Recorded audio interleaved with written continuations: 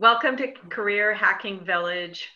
My name is Kathleen Smith. I'm one of the Village team members. We're so happy that we finally have been able to bring a Career Hacking Village to DEF CON. As we know, many of us are looking for a job, and by recent studies, there were over 43% of people said they did not know how to find a job. So I'm very thankful to invite Kirsten Renner as one of the best recruiters in our community to sort of share some of the best practices, especially now. Please remember that we'll be doing discussion in Discord. We also have resume review and career coaching going on from 10 to 1700 on Friday and 12 to 1600 on Saturday. So without further ado, Kirsten. Hello, DEF CON. I know that we all wish we were in Vegas right now, but let's make the best of this. This is actually the first summer in 11 years that I am not there doing summer camp. I know that for a lot of you, it's 20 or more years. So this is crazy, but let's get through it and make the best of it. So this is my talk, but I still need a job.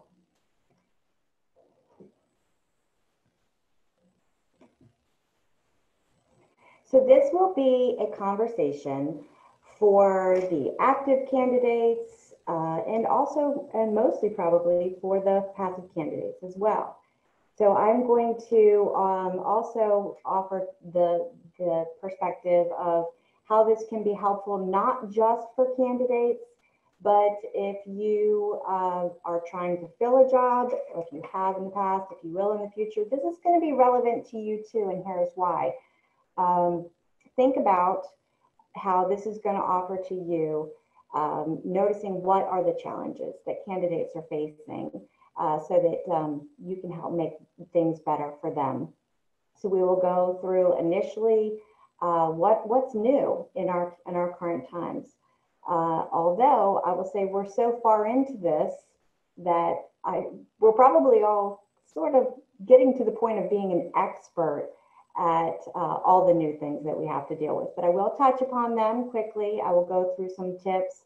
One thing that I want to do differently is show you how to hopefully take advantage of and use to your advantage how the new circumstances can actually have a positive twist for you as well. And then we will go through what I like to call the fundamentals.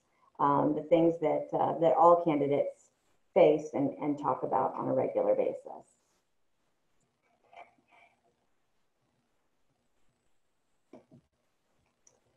So who am I?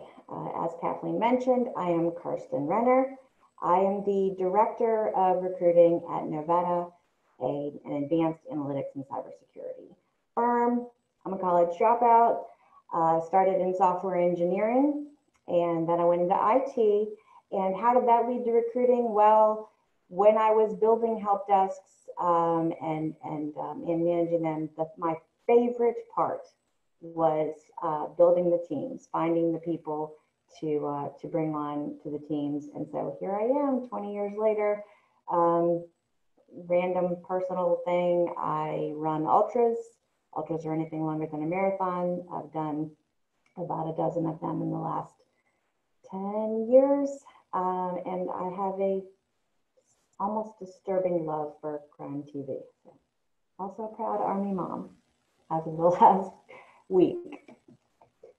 So I'm going to talk to you from a few different perspectives. So I have seen and heard and read many intelligent individuals offering useful advice from their perspectives on how to best find a job in our community specifically. And they're coming from the perspective of having been a candidate or a hiring manager, or in some cases, a recruiter. So I just happen to have been all of those things, and I still am a couple of those things. So I'm hoping that I can take my 20-ish years of doing this and offer to you the things that I have seen definitely work and definitely not work. and make those into tools that are going to work for you. So, speaking of perspectives, the survey that you see on the screen is something that I put up on Twitter and LinkedIn. And anytime you see a survey in my slides, that's where I got it from. Otherwise, I would have stated the source.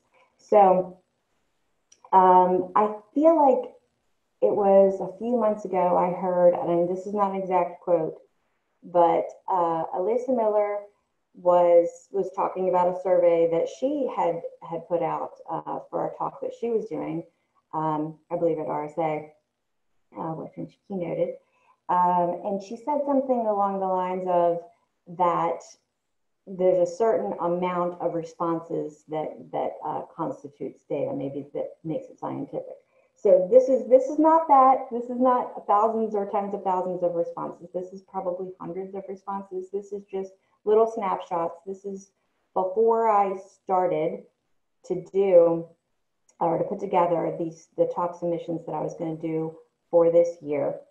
I wanted my community, the people that I speak to, the people that I interact with in the community, to tell me what they face the most. What are they looking at the most? What do they want me to focus on and talk about? So that was the purpose of these. So again, I was actually a little bit surprised when I was looking at this. You know, are you actively looking? Are you passively looking? Where are you coming from a candidate's perspective? And I did get Dork Vader's permission to quote him. Apparently, when he responded to the survey, he responded with the comment that it is really good, and I couldn't come up with a better way to say it, so I asked him if I could quote him. He said, yes, it is really good career hygiene to always be at least kind of keeping your ears and eyes open, right? That's how we do this. And as a random side note, technically, I met the CEO of my current company when I was happily employed and had no interest in ever looking for another job ever again. I was going to retire from the job where I was. So I think that's just a really good testimony to why you should always keep your eyes open. And we met at the Mandalay pool. So yay, DEF CON. Okay, so things are kind of different now, aren't they? Interviews are happening differently. Everything's happening differently. So we're going to go pretty quickly through some of the tips and reminders, and I am Italian, so I will tell a funny story, or I find it funny. I'll probably laugh at myself as well. But before we go through the tips, I want you to know that one of the things that I am very passionate about when it comes to recruiting, and everyone that works for me, all the recruiters that work for me will tell you, this is how business is done. You have to treat your candidates like they are the most important thing. The candidate experience is the basis upon which all the processes that I design and implement and analyze are based on the ideal candidate experience.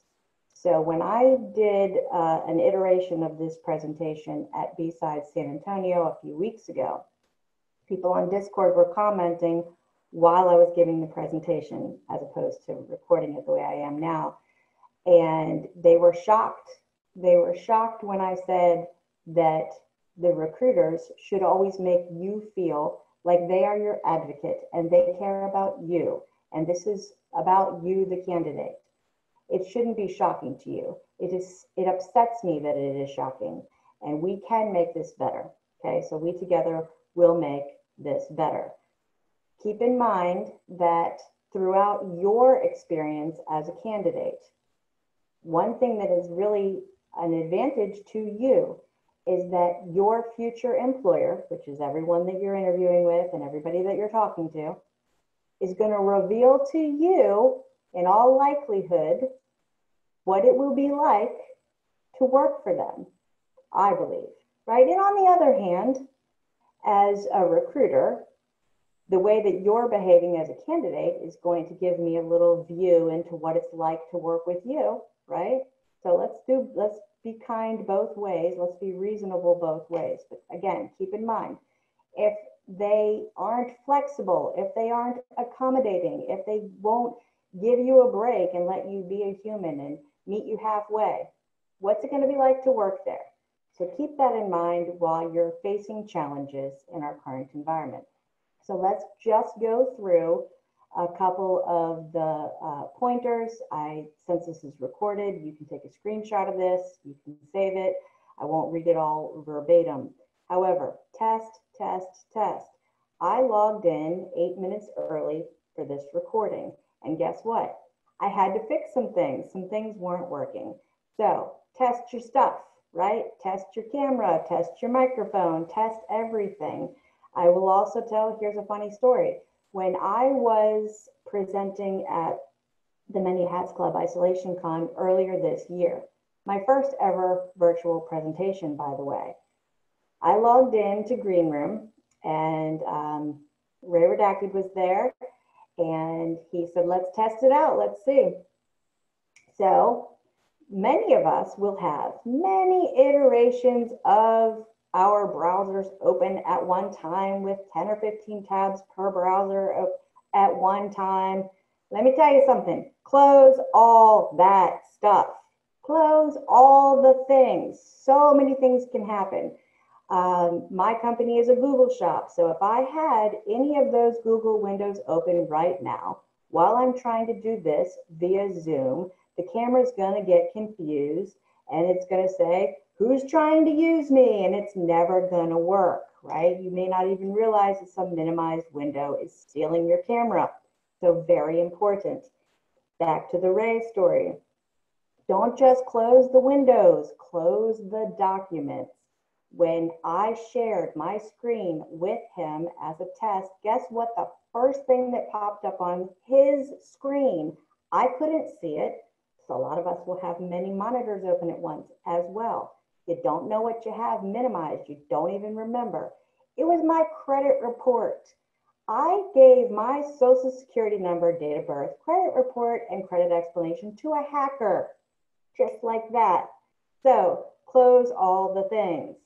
So when I say close all the things, by the way, I get the song Hack All the Things stuck in my head, and then I sing Close All the Things. But I won't sing for you today. I'll go through a few more things. Look out for distractions. My dog right now is about a foot away from me. He's always about a foot away from me.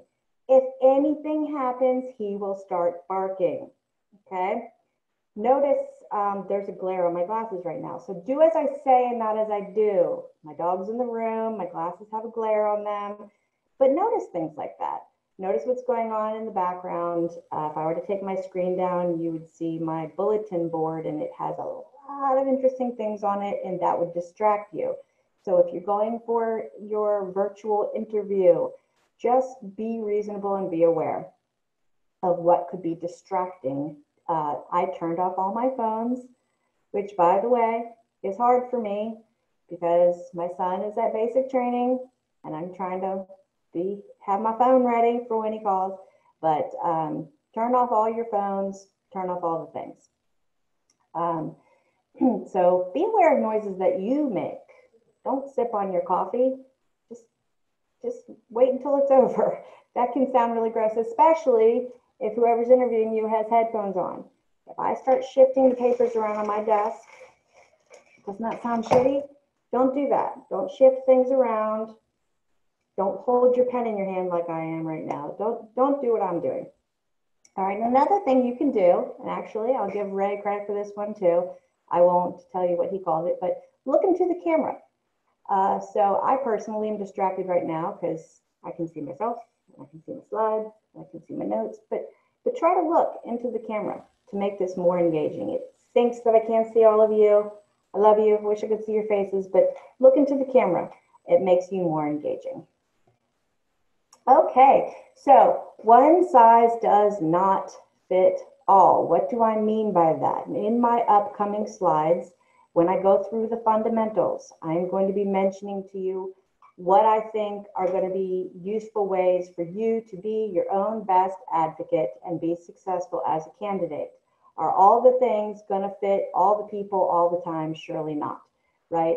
Because we already covered that many of you are in different stages. So frankly, if you're in the I don't have a job, I'm trying to keep the lights on, I'm trying to get a paycheck, you're going to have different standards and perspectives that are going to make you make different decisions during your candidacy journey. And all of us, the best of us, a lot of us have found ourselves at times unemployed, not by choice, right? It's happened to me. And guess what? I had to take the first thing that came along so I could pay my bills at that time. So that's another stage that you could be in throughout your career. So just keep in mind that I'm offering to you different tools that'll make sense at different times. So my recruiting team, where I currently work, is not part of HR, and I'll tell you why. We're part of operations, and this is something that that I always hoped I would be able to do, and I'm thankful that I can now, is be part of operations so that we're not working against our customers, right? Because if the talent that works at the company is just as much of a tool, commodity, if you will, as the hardware, as the software, then in fact, recruiting is part of the operations of that company, right? To provide the services, to provide the software or the products or whatever it is, you need the right tools. People are tools in this instance, in this metaphor. So when I look back at my very brief time of being a software engineer, back in the early 90s using Visual Basic. As a software engineer, when you're trying to solve a problem, what did I do to solve the problem? You do intakes. You do intakes for the purpose of what? Defining requirements with all of your stakeholders, with your customers, and so forth. Then you do what? You plot and you plan and you whiteboard and you try to come up with a strategy and you implement and you test and you analyze, rinse, repeat. That's also recruiting when done properly. Just listen to me. I'm going to do what as a recruiter? I'm going to I'm going to intake with the candidates, make it about them, figure out what their requirements are, preferences, requirements. I'm going to rank those requirements, right? I'm going to find out what's most important. I'm going to do a proper write-up. I'm going to deliver that to the customer, in this case being the hiring manager, okay? I'm also, as a stakeholder is also your customer, and that would be the hiring manager.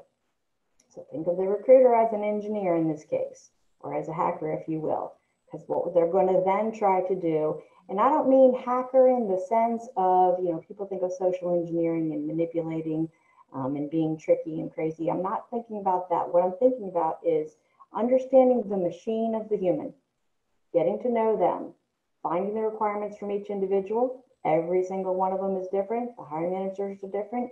The candidates are all different. And then finding the right match. So it's not so much hacking, manipulating, that sort of thing. It's not social engineering. It's really engineering. It's really designing and really finding the solution that will make the proper match between those two parties to get them all the way to the finish line. So let's talk about item number one as one of the areas people want help with. They want help. I said, what do you need the most help with? Is it searching? Is it finding? Is it resume writing? Which I thought, and I used to always hear was the big problem. But they said networking.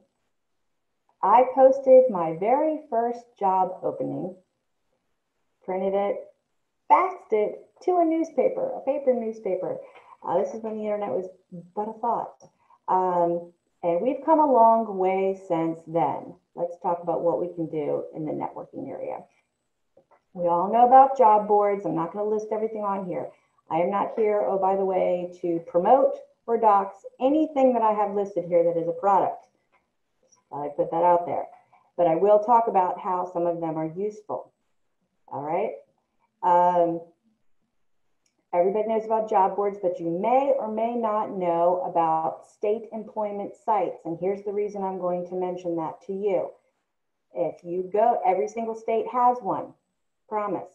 Now, because they're local government, municipality run websites, they might suck, they might not be user friendly, they might not be easy to get your way around on. However, they are there. They are there and they are listing, they are supposed to list every opening. And here's how that works. All the companies that are hiring probably have an applicant tracking system. And they have scraping tools that are happening in the background and that are delivering those job openings to all the state employment boards. The reason that this can be useful to you, and when I did this talk in Tampa in person, I said, let's do an experiment. Everybody whip out your phone. So do this later if you want. Whip out your phone, go find either your state employment job board or the state that you want, that you're targeting, that you want to move to or that you're interested in, and search around and see what's posted. And you know what you're going to find out? That there's jobs that you had no idea that that company was hiring in your state. In fact, in our current environment, you are more likely to see jobs that you never knew were available where you are because they're available virtually now. So enough about that. No, I'm not getting paid by the state government. Just wanted you to know that. People may not realize that that's available. So please, here's another thing. Actually, somebody stood up in my last talk and told me I was, last in-person one, told me that I was incorrect. But in this case, I'm not. Don't pay. Don't pay anyone for anything. Sorry, people who get paid to do stuff, but there's way too many people willing to help you for free. Way too many people willing to help you for free with your resume, with your interview skills. It's happening right now here today at DEF CON. It happens at all the B-sides, thanks to Kathleen. There are people who will help you learn how to interview better. There are people who will help you write your resume better, okay? What in particular, one of the things listed on this slide says, hey, user, do you want to be a premium user? Pay me lots of money, and then the recruiters will be able to find you better. Actually, there's 4 or 5 people listed on this site who probably are mad because they're sites because they want you to pay as a user. Don't do it, and I'll tell you why. Because the recruiters, because the companies who are hiring are already paying the money. Lots and lots and lots of money to find you, regardless of your account, regardless of whether or not you have one, and certainly you don't need a premium one. Promise. I just don't want you to waste your money, but you can if you want to. So I haven't recruited in a while, excuse me, but I know that pretty much all recruiters have a LinkedIn account, and we will get to how to communicate with them through that, and most of them have all of the ways that you can connect to them open as well. I know it's hard right now, but conferences are amazing. I can't speak enough about it. I can't tell you how much they have been valuable to me in well over a decade. The greater part of my success, and I'm a pretty successful recruiter, is through the conferences, through the community, and through networking. Not just the happy hiring hours and all that junk, but the industry conferences in particular are the most valuable. And if you have the opportunity ever to volunteer at one of them, I promise it's going to be multifold beneficial to you. It will be so advantageous to you to be a volunteer. You will learn and you will grow, and your network will flourish when you volunteer in any way that you can. So raise your hand, volunteer. Okay, so real quick about this, you may or may not be able to see these images. I threw them together very quickly. I hear you when you say, the recruiters are horrible. They're horrible. They reach out to me and they say horrible things to me, and they say things that make no sense. And why are they asking me all these questions? I get it. I'm going to talk to you about 2 different perspectives here real quick. The top is a quick snapshot of my LinkedIn. My LinkedIn says, oh, by the way, if you're a recruiter and I don't know you, I won't accept your connection request. P.S. I'm not looking for a job. It says it right there. However, you can also see this dude reaches out and says, do you want to recruit for me? So I get it, buddy. You're doing your thing. My recruiters do their thing as well. However, I also hear a lot of you saying, or I see a lot of you saying, are you serious? You just asked me if I wanted to be a Java developer and I'm a CTO. This is kind of like that, right? No, I don't want to stop being a director and go source for you. I get it. It happens. I'm sorry. But it's also an opportunity, and this could be an opportunity, even if I had time, for me to talk to this person and to say, you know what, you'll notice that, no, I'm not looking.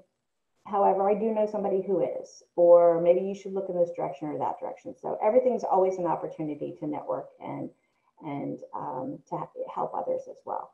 Also, real quick snapshot down here, it's 15 or so people who are, all they said to me in my DMs is, hey, and that's all they said. Sorry, not answering you.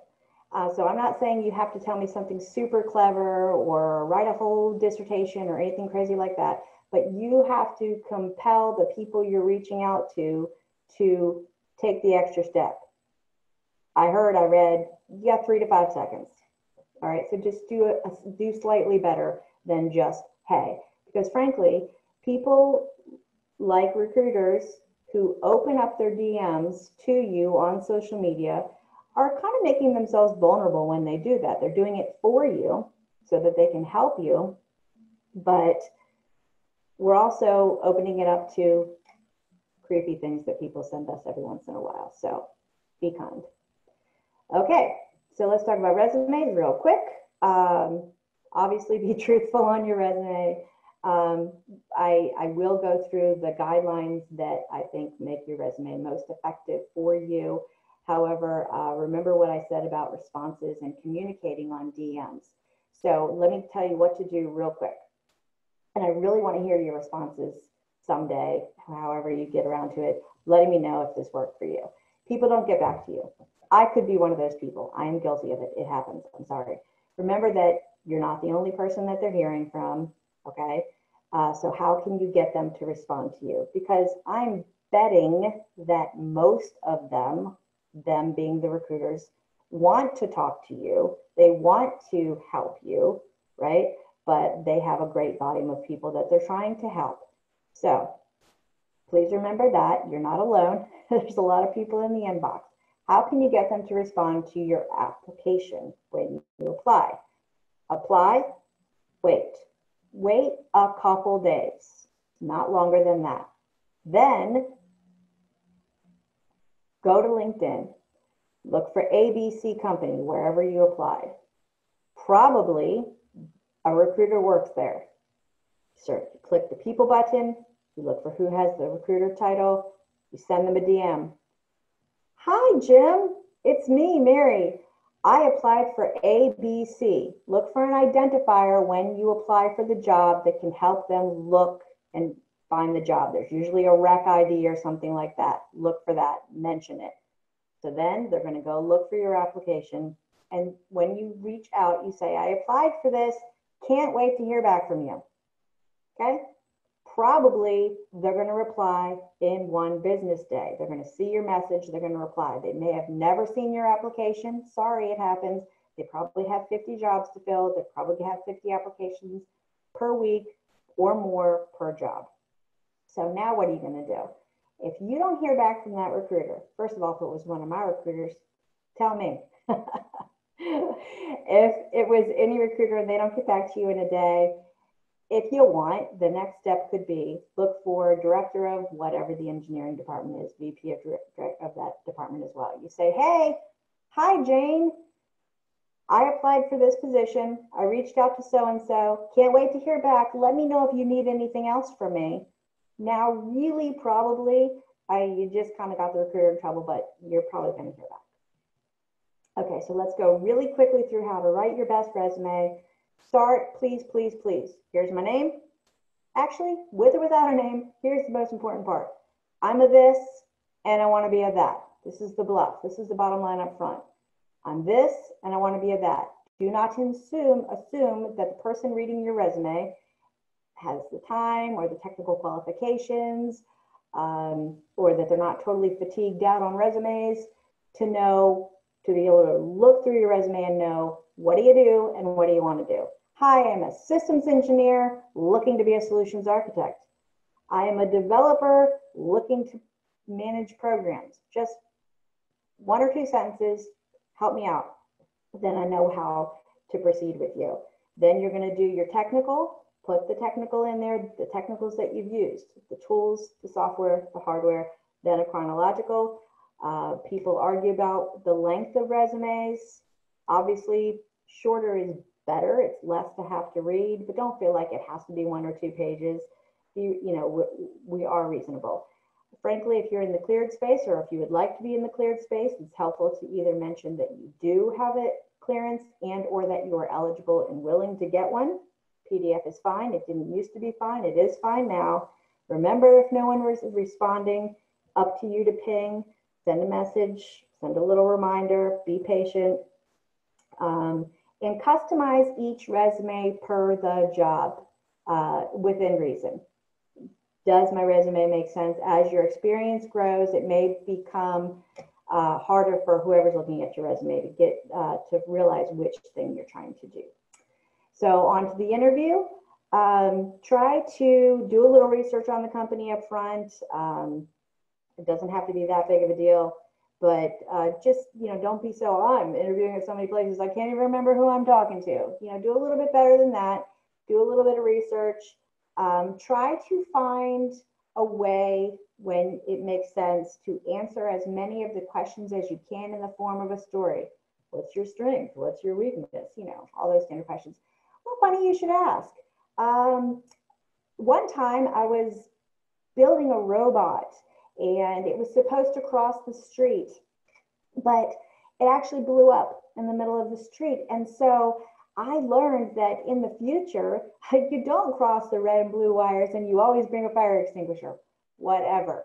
You just revealed to me the way that you learn from mistakes, the way that you prepare to solve problems in the future. You invited me into a little bit about your problem solving skills and so forth. So look for a way, think about it in advance. What are some stories that you can tell? Kind of about things that have occurred for you. Also, this is where I'm going to ask you to give yourself a chance to be a real person and put the person on the other side of the table as a real person as well. They almost always say, got any questions for us? At the end, right? So hopefully they're not a grandstander and they've been trained properly how to interview and give you the opportunity to shine and not make it about them and all the things that they've done. However, make them into a person and they won't be ready for this. Say to the interviewer when they ask, do you have any questions? Yes, actually I do.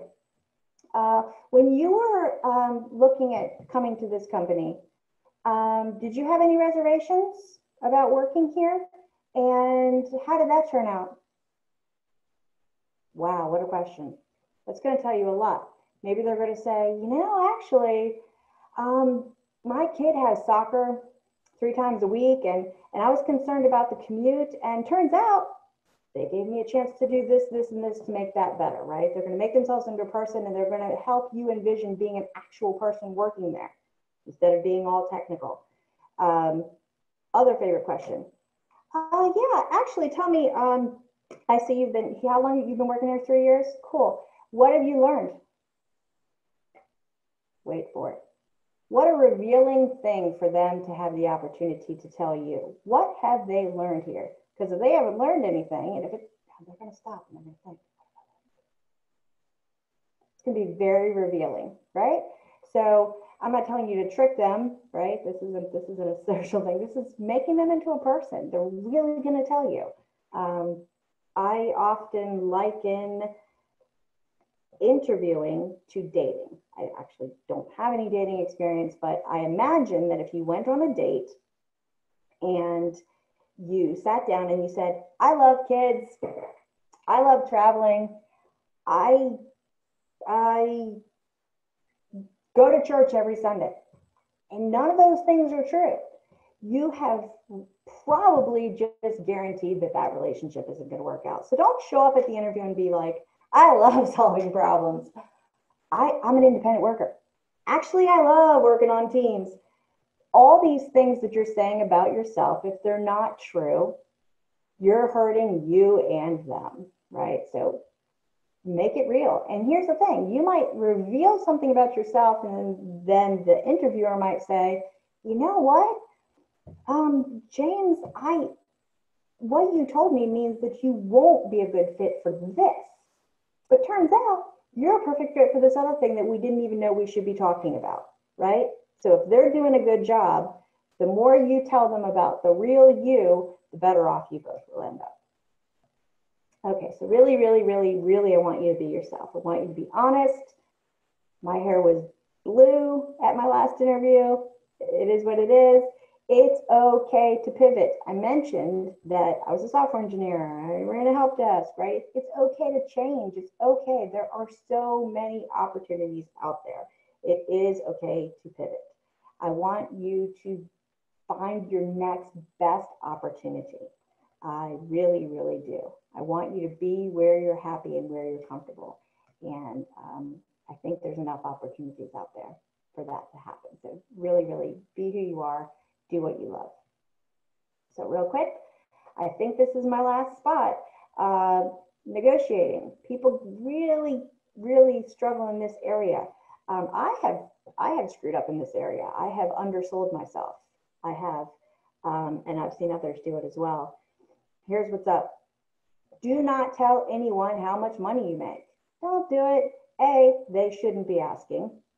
And every federally mandated ordinance in the US, anyway, says that they can't ask you. So I guess I should preface that. A lot of you aren't in the US. Sorry, that applies to the US. I don't know the laws everywhere.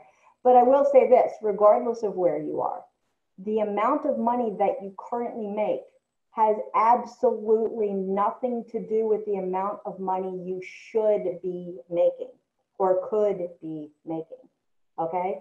Because it doesn't speak to your bona fide occupational qualifications or your education or your certifications. Or the most important thing that every single one of you has to offer is your willingness and your ability to do the job, regardless of what you have done, right? What are you willing to do and what are you able to do, right? What can you learn? You know what? I don't even know how to spell Python, but I know how to script. I just proved to you that I could be a Python developer. I'm willing, I'm able. So please don't tell them what you make. Think about, but also answer the question when they ask, what do you want to make? And think about how you're going to deliver that question. What matters to you more than just your paycheck? Is it shares? Is it 401k? Is it flexibility? Is it the ability to go remote? Is it performance bonuses, incentive compensation? Think about the total package of things that matters to you in the long run. Is it the insurance premiums? Man, I'll tell you what, the difference, I'm not gonna dox anyone, but between two paychecks at two different companies where the salaries were very similar, but the premiums were significantly different, boy, that makes a huge difference. So, okay, and that's pretty much it. So let's recap. Always be open. Be your own best advocate. I get it. Descriptions suck. Sometimes so do resumes. Let's find a way to meet in the middle. Be exactly who you are. Be yourself. You is good enough. Notice how you're being treated all throughout your candidate experience. It's very, very telling. Remember that these challenges are like the ones that you will face as an engineer, right? Look at them that way. And you can't make them go away, but you can hopefully beat them. Thank you, DEF CON. Thank you, Kathleen. And if there's a way for us to do questions and answers in Discord or something, I am always open. Thank you. Thanks so much, Kirsten. I really appreciate all of your great points. You've been just an amazing asset to the entire community. Yes, everyone can ask you questions in Discord channel, and I'm sure you'll be hanging around the con throughout the entire weekend and can answer other questions. Please do connect with her. She's always open to answering questions. And be sure to follow us on Twitter at Hacking Career. And that's it for today. Thanks so much, everybody.